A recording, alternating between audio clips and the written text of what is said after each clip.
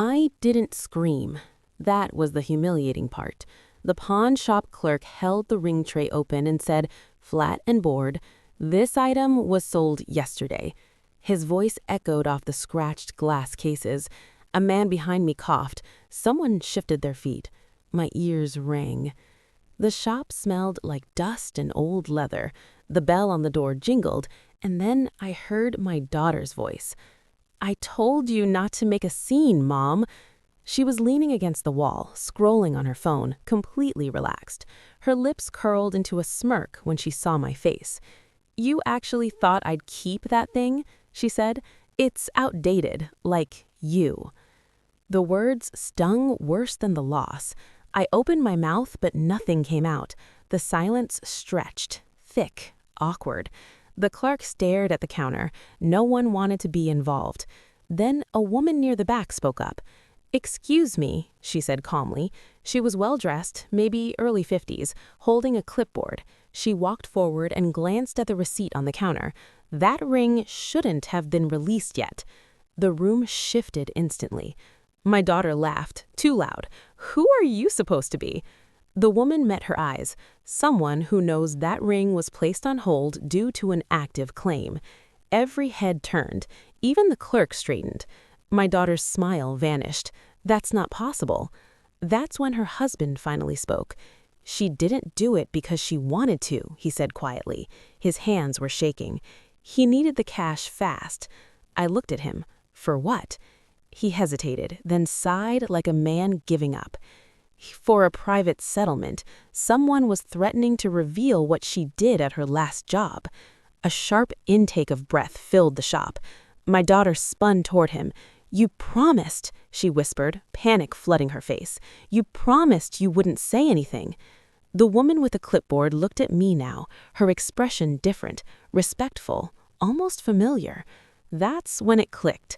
This wasn't random, and she wasn't here by accident. My daughter backed away, knocking into a display. Her confidence was gone. Her voice cracked. "Mom, you didn't—" I didn't answer, because that engagement ring wasn't just a memory. It was proof, and I hadn't been outdated for a very long time. 10 years earlier, on a quiet Sunday morning, I had filed a report no one thought would matter, and now, standing in that pawn shop, I realized this was only the beginning. Subscribe for part 2. The truth gets darker, and the betrayal cuts deeper. 10 years earlier, on a quiet Sunday morning, I sat at my kitchen table holding that engagement ring in my palm.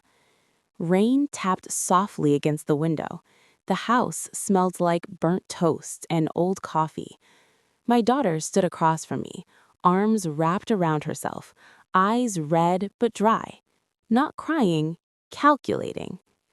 "Mom," she said gently, "can you keep it safe for me? Just for now. I might need it someday." I should have asked why. I didn't. Something in her voice felt rehearsed, but she was my child. I nodded and placed the ring in a small velvet box, then locked it away with documents I never thought I'd need again. That same week, a friend from my old job stopped by. He glanced at the box on the table and asked why I looked so shaken. I told him everything, every strange detail, every half-truth my daughter had told me. He went quiet. Then he said, "You should document this, just in case." So I did. I made one phone call, filed one report. Nothing dramatic happened. No follow-up, no confrontation. Life moved on, and I almost forgot about it. Almost. Years passed. My daughter married. She smiled in photos. She laughed at family dinners. And every time I brought up the ring, she waved it off. "Relax, Mom. I'll get it when I need it." Standing in that pawn shop now, watching her confidence crumble, I finally understood what need really meant. And I knew something else, too. What she sold wasn't just my ring. It was the last thing protecting her. The pawn shop emptied faster than I expected. People suddenly remembered errands. The clerk pretended to organize papers. My daughter stood frozen near the counter, her hands clenched so tight her knuckles turned white. "Mom," she said softly, trying a new tone, "let's just go home and talk." Her husband didn't look at her. He couldn't. The woman with the clipboard leaned toward the clerk and said, "Please hold the item and print the transaction log." Her voice wasn't loud, but it carried authority. The clerk nodded immediately. That's when my daughter realized she was losing control. "You had no right," she snapped at me. "That ring was basically mine." I met her eyes. "It was never yours to sell." Silence again. Heavy, uncomfortable. Her husband finally exhaled. "I can't keep covering for you," he said. "Not after this." She turned on him. "You said you'd help me. You said this would fix everything." "It was supposed to stop the messages, the calls, the threats."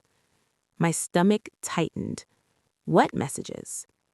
He hesitated, then reached into his pocket and pulled out his phone. "From someone at her old firm. They found irregularities. She moved money, not a lot at first." My daughter shook her head wildly. "You don't understand." "But it added up," he continued. "They told her to pay or they'd report it." The woman with the clipboard finally spoke again. "Extortion only works when there's something real to expose." My daughter looked like she'd been slapped. "That ring," her husband said quietly, "was the fastest thing she could turn into cash without questions." I felt something break inside me. Not loud, not dramatic, just a quiet crack. "So that's why you didn't ask. You just took." She looked away. That's when the woman turned to me and said, "Mrs. Yadav, may I speak with you privately?" My daughter's head snapped up. "How do you know her name?" The woman didn't answer her. She handed me a card instead. No title, just a number and a seal I hadn't seen in years. My breath caught, because I knew that seal. I hadn't seen it since the day I left that life behind, the day I promised myself I'd never use my connections again. Outside, rain had started to fall, and as I followed the woman toward the door, I realized something chilling. My daughter didn't just sell my engagement ring. She had triggered something that couldn't be undone. The rain felt colder than it should have. It soaked through my sleeves as we stepped outside, the pawnshop door shutting behind us with a dull thud. Cars hissed past on wet pavement. My daughter's voice followed us. "Mom, wait." I didn't turn around. The woman with the clipboard walked beside me, steady and unhurried. We stopped under the narrow awning next door. Water dripped in a slow, impatient rhythm. "You never told her," the woman said. I shook my head. "I promised myself I wouldn't." She studied my face. "But you kept the files." "Yes." That was all she needed to hear. Inside the pawnshop, raised voices spilled through the glass. My daughter was crying now, not the quiet kind, the panicked kind. The woman finally introduced herself. "My name is Laura, Internal Compliance." She paused. "I took over the case you flagged 10 years ago." My chest tightened. I thought it was buried. "It was," she said, "until today."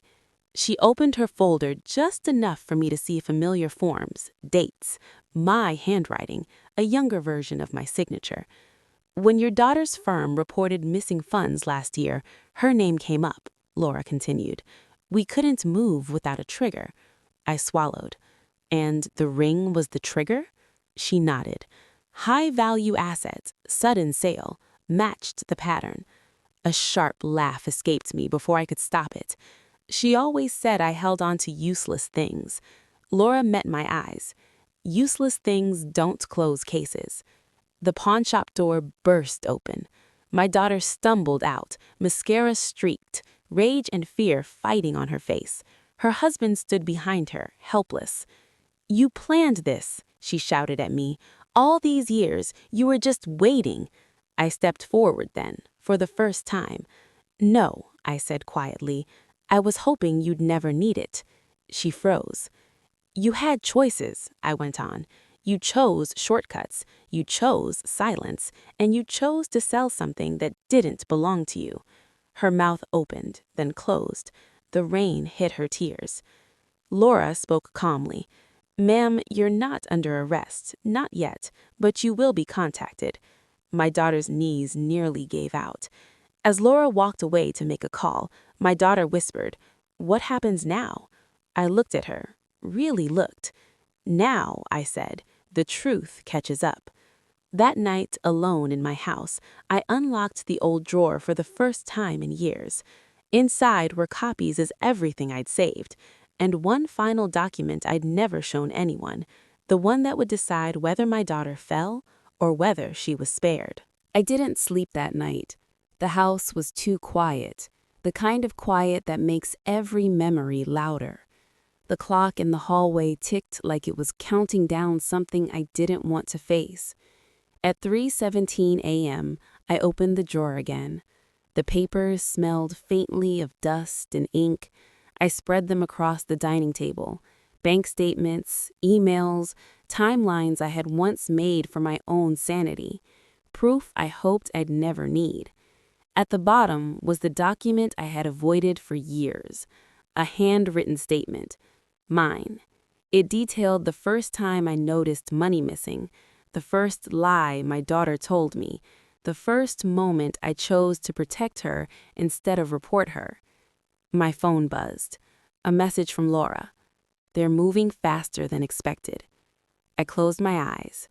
At sunrise, there was a knock at the door.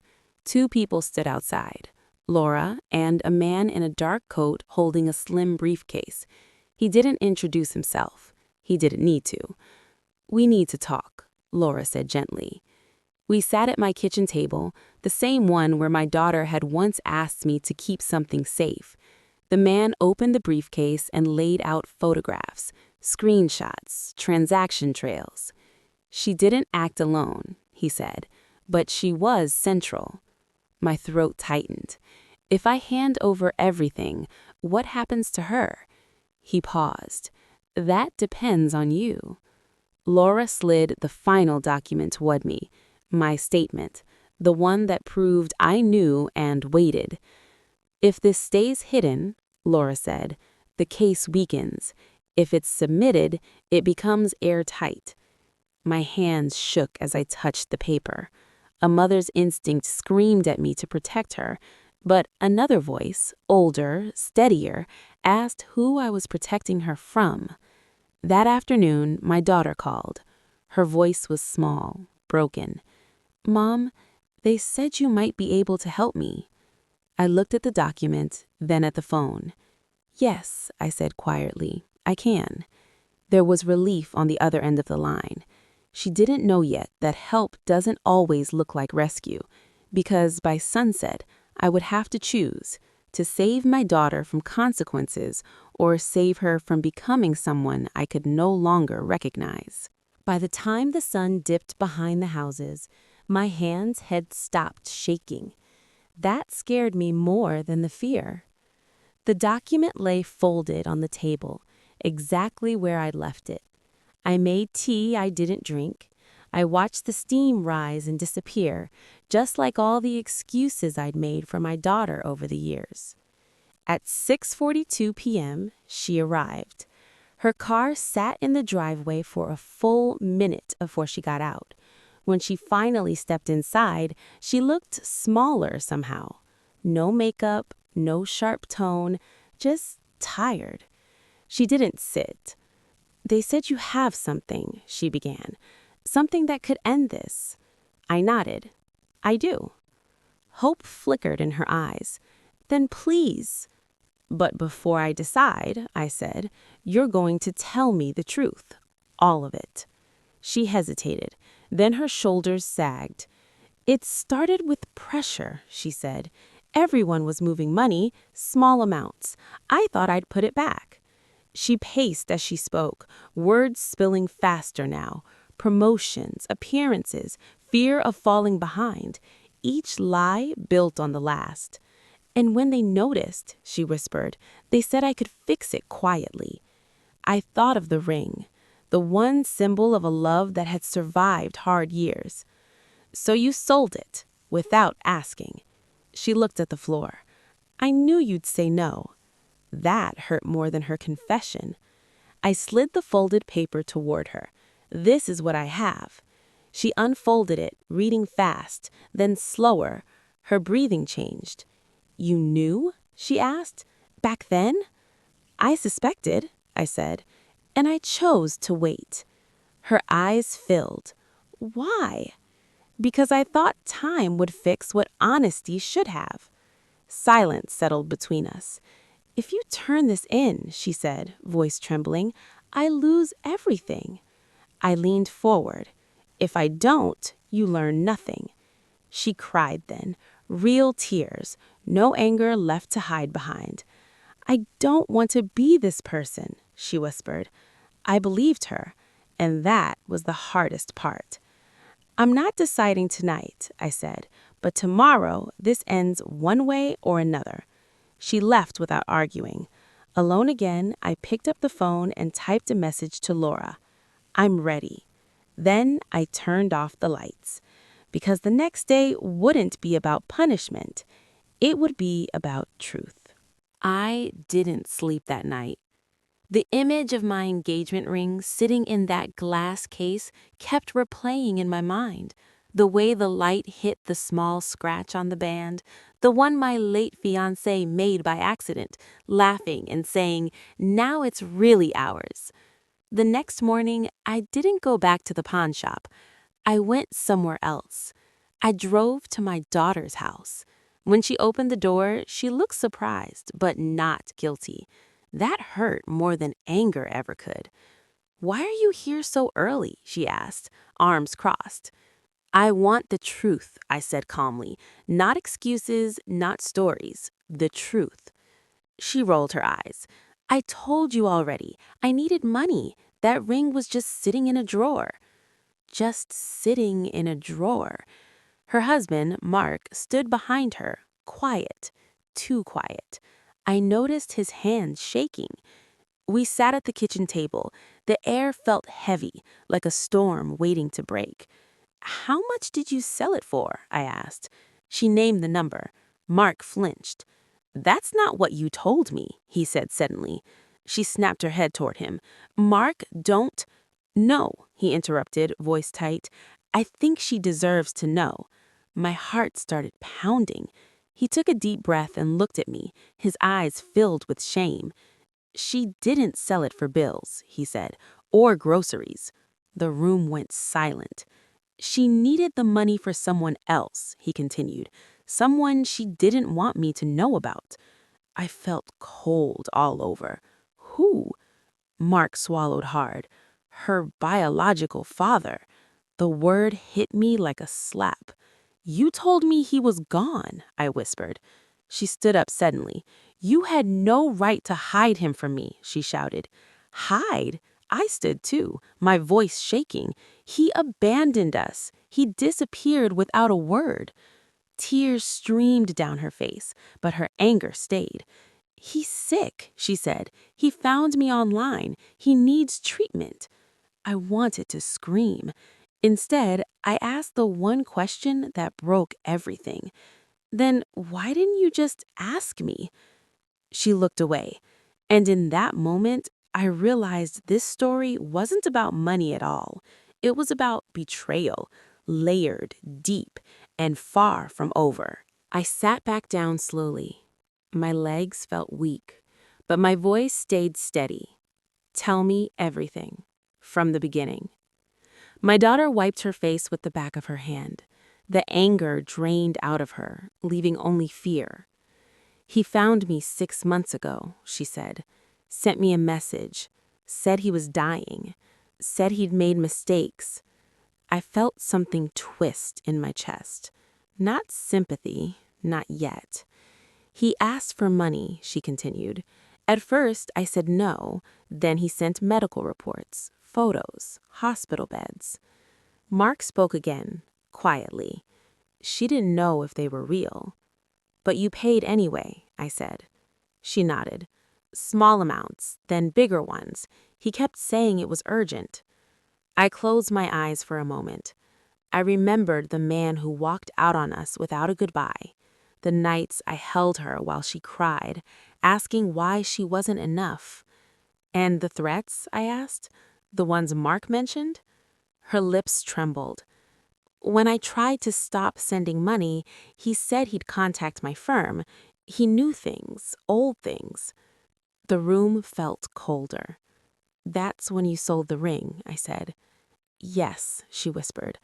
"I couldn't let my life fall apart." I stood up and walked to the window. Outside, the neighborhood looked peaceful, normal. It felt wrong. "You didn't trust me," I said, without turning around. "I was afraid," she said. "Afraid you'd judge me. Afraid you'd say no." I turned back to her then. "I might have, but I would have helped you face it, not hide it." Mark looked between us. "There's something else," he said. My stomach dropped. "What?" "He's not as sick as he claims," Mark said. I checked. The hospital doesn't exist. My daughter's head snapped up. "That's not true." Mark pulled out his phone. I called. Silence swallowed the room. Her knees buckled and she sank into the chair. "Then why?" she whispered. "Why would he do this?" I answered before Mark could. "Because he knows how to take," I said, "and because he knew you'd still hope." I picked up my purse. "Where are you going?" she asked, panic creeping back into her voice. "To end this," I said, "not quietly, not by paying." I paused at the door and looked at her one last time. "And when I do," I added, "you're coming with me." Her eyes widened, because for the first time she understood. This wasn't something I could protect her from anymore. We found him 3 days later. Not in a hospital, not in a clinic, in a rented room above a roadside motel, the air thick with smoke and cheap cologne. He looked older, but not dying. When he saw us, his face tightened. Then he smiled, like he always used to, like nothing had ever been broken. "You brought her," he said, nodding at my daughter. "Good, she owes me." That was the moment something hardened inside me. "You don't get to say that," I replied calmly. My daughter stood frozen, staring at the man she had spent months trying to save. Her voice shook. "You lied to me." He shrugged. "You wanted to believe." I stepped forward and placed a folder on the table. "We know about the messages, the fake reports, the threats." His smile faded. "And we know," I continued, "that selling my engagement ring triggered an investigation you didn't expect." The color drained from his face. My daughter finally spoke, her voice breaking but clear. "I'm done. No more money, no more lies." He laughed once, short and nervous. "You think you can just walk away?" That's when Laura stepped into the doorway. "You can't," she said, "but they can." Everything unraveled fast after that. The messages were traced, the accounts linked, the threats documented. He was taken away without drama, just the quiet weight of consequences. Later, sitting in my car, my daughter whispered, "Why didn't you stop me sooner?" I took her hand, because sometimes saving someone means letting the truth hurt. The ring was recovered weeks later, scratched, dull, still mine. I don't wear it anymore. I keep it as a reminder. Love doesn't mean silence, and protection doesn't mean hiding the truth. Subscribe for more real stories of betrayal, truth, and quiet strength. Like and share if you believe accountability is a form of love. Comment below. Would you have protected your child or chosen the truth?